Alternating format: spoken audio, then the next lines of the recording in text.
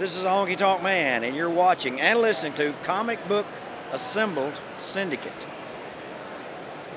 No?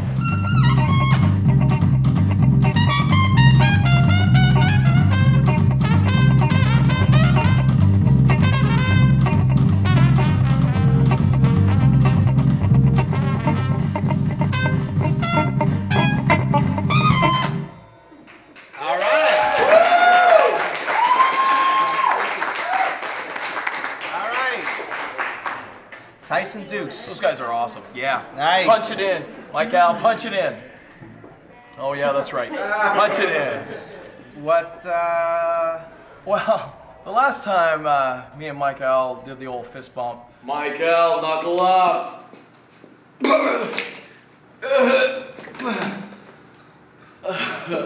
What the? Had to clean up my shoes. Is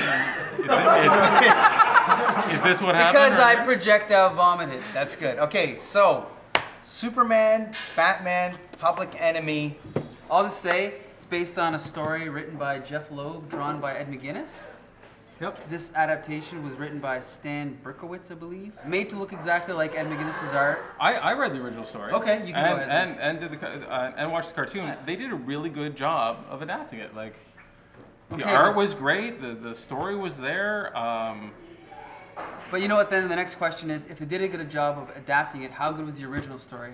Because what I saw from this was a couple cool scenes at the beginning. When, for example, like in this story, Lex Luthor is the president of the United States, right? Never seen that before. Yeah, so he's the president of the United States, and then what happens is he arranges a meeting with Superman. So Superman and Lex Luthor and all of the Secret Service guards meet up together, and then Superman's like, oh, he feels kind of funny, and then Lex Luthor's like, you think that I would come here unprotected, whatever, and then the Secret Service guy has his sunglasses on, he takes them off, and it's Metallo, the man with the kryptonite heart, right?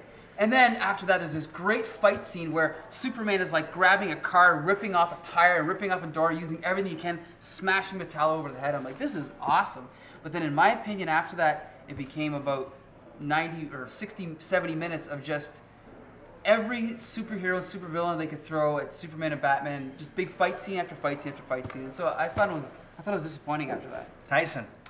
Well, from a wrestling standpoint, yes, I thought it was really, really good considering like Batman is supposed to be a psychopath who's really, really smart, and then you have the goody two-shoes farmer Clark Kent, Superman, and then how they comboed up everything. It was like a real good tag team wrestling affair. It was like a battle royale, and it was really well done. All right. You got Batman would do stuff with his mind, and he'd be using any batarangs or any gas he's got there, and then Superman would use his power, and then they'd combo the attacks. It was like a good video game. It was like the Killer Bees. If you were just looking to waste like 70 minutes of just pure action and fun.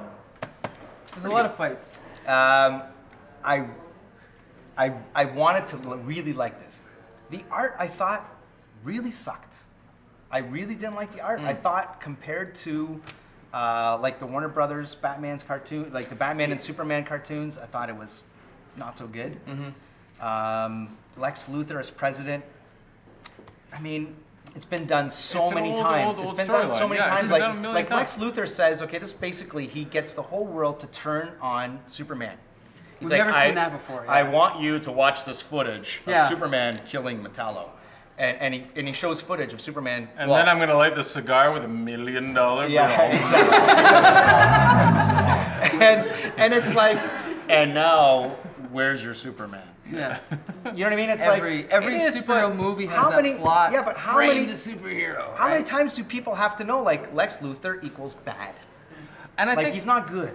But I think this film is going to be in a couple of years for your son and for other fans like younger people. It's world's finest. The Batman Superman team up started probably what, like in the 60s? Like 40s, this has been, I think actually, I think it was like the 40s. Yeah, late 40s, and it's been around 50s. for a long time. And this dichotomy of these characters together, but they do it in this way right now, where they put one or two modern spins on it, but it's still a great story to tell, and it's a fun watch.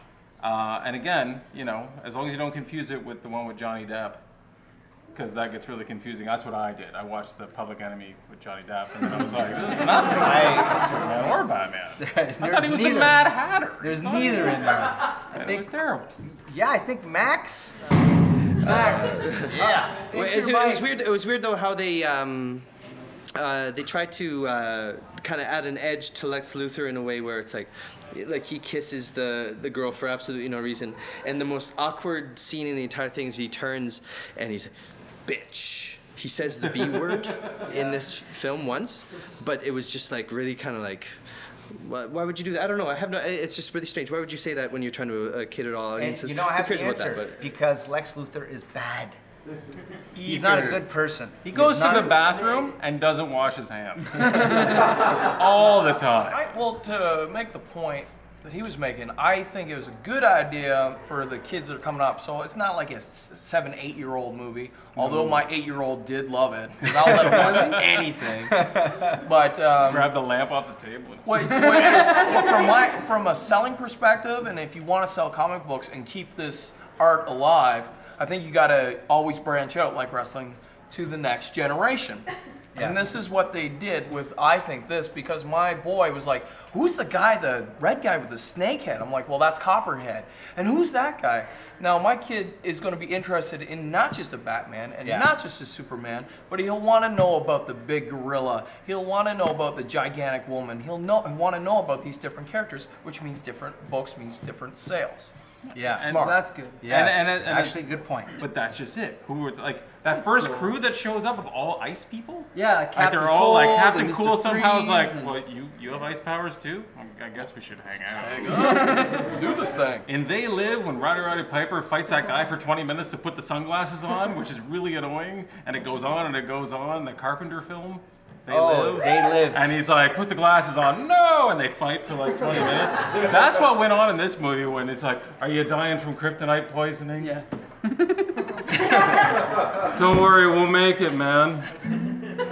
It went on forever, those two in the sewer system. They're dragging each other back to the Batcave. I'm dying from kryptonite poisoning. Can you at least laser blast that concrete wall? I'm too weak. Maybe I'm not too weak. It went on forever. It's true.